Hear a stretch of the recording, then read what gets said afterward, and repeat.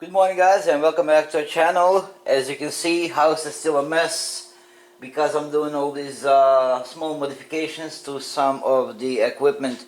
In my previous video I did hint up, kinda was a small introduction of my future video, which is modifications I did on a smittybilt. Also, really quick review.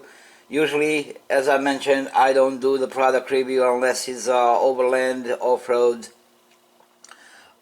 or GX related itself.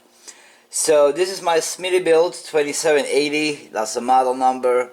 It's a smaller brother of I believe 2781, which is bigger in size, very bigger in size, with a small difference in CFM.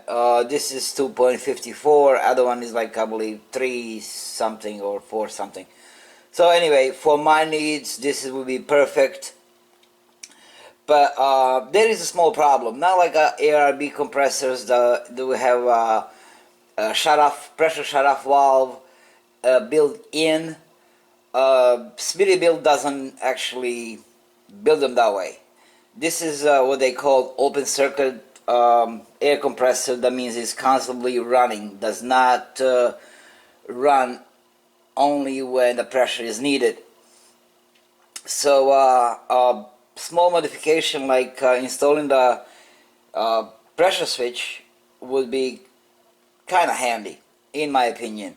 Reason is, and you guys know, that if something constantly running, it's a wear and tear on the item itself, plus the power saving efficiency, because this thing does gets connected to your car battery.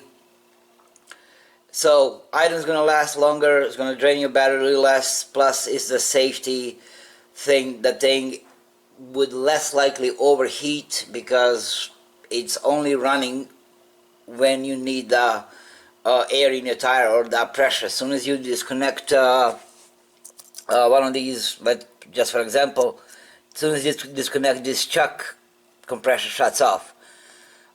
In a case how it comes from the smittybilt, you can disconnect this thing and your compressor will still run constantly. So it's as I said, power saving, less wear and tear on the item. Warning, does not look pretty. This is the first time I was doing something like this. My knowledge of air compressor is not super high. So I did not know how this is gonna go. There was only a video too that people kinda explained this on the YouTube, and I believe in both cases was that bigger version, which is a little bit different than this. Comes with a pressure gauge already built on the top. This one doesn't. Has a different air filter. This little switch was located, I believe, on the top, if I'm not mistaken. So common sense kinda I used while I was doing this. Now, I already mentioned what the reason was to installing the pressure switch, but if you want to install this pressure switch, you gotta change a couple of the fittings. Also, reason to changing these fittings, for example, quick connect, little portable chucks, or actually using a totally different brand pressure gauge or a standard hose, you have to change this to US standards. That's an easy way to get the new attachments, change set of these if necessary. So smittybilt, for unknown reason, don't know, they're Australians, I think, correct me if I'm wrong, they do this type of fitting, which is, I believe, called Japanese fitting. Why? Don't ask me why, I have no idea.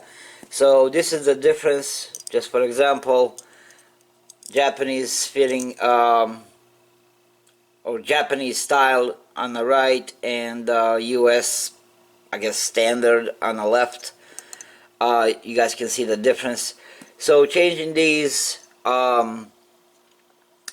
gave me opportunity to install this, which is necessary to install the pressure switch. This is just a female brass piping with three exits or three holes, so you can, one for a cable, one for a pressure switch, and one goes directly in a compressor. So I did not have you guys doing this project because I did not know if what I'm doing. So but I can explain super quickly. Process is not bad at all. Unscrew these 4 screws on the side, take this cap off, disconnect these. Here this guy was attached. Dump them on the side, upgrade the hose. So the reason I went, see, this pressure switch can be, if you change the direction of this fitting, this pressure switch could be sticking up to the left or to the right. To me that was kind of cumbersome because you can accidentally rip them out or get caught on something, especially when you are somewhere in the middle of the woods. So I decided to actually put them in the direction directly down. So using the small wires that you have to, I will explain in a minute, that you have to connect to this. So it's a little bit more protected, I would say, because it's in this direction. And the other side would be a US standard thread, so you can actually attach this female brass pipe. So you have to buy this guy, this thing. You can upgrade this if you want to. If not, that's totally up to you. So back to this thing. After you unscrew these 4 screws, you take this cap off. Remind you, the model bigger than this setup is a little bit different, but pretty much a modification is similar. There is 2 wires coming out of this power on, power off switch. One of those wires going directly from this switch to compressor, and one from the switch to relay. You have to cut the you have to cut the wire that goes from the switch to the compressor. Make a little extension so you can do this fitting and connect it to your pressure switch. That's the only thing that you have to do. Rest of the attachments, as I said already, is just for your convenience, because you can buy different type of attachments, different hose, different chucks, extended chucks, up to you, and it's easy to do. You don't have to do any further modifications. And this came with a small bag of extra fuses. Why fuses? Well, the fuse is right there. That's a smittybilt made, already installed, so you don't have to mess with that. And of course, these are just attachments for your inflatables, rafts, bowls, blow up dolls. I mean, you name it. I don't know what you guys into. And anyway, it comes with a bag, which is probably the shittiest item that comes with this setup.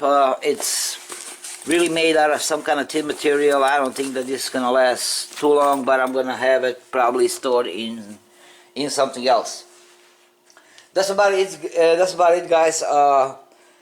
Super easy. Even though if you don't know what you're doing, you can do it. That's it. Just a quick review and upgrade on my smittybilt 2180. Guys, thank you for watching, and I'll see you next time. Bye bye.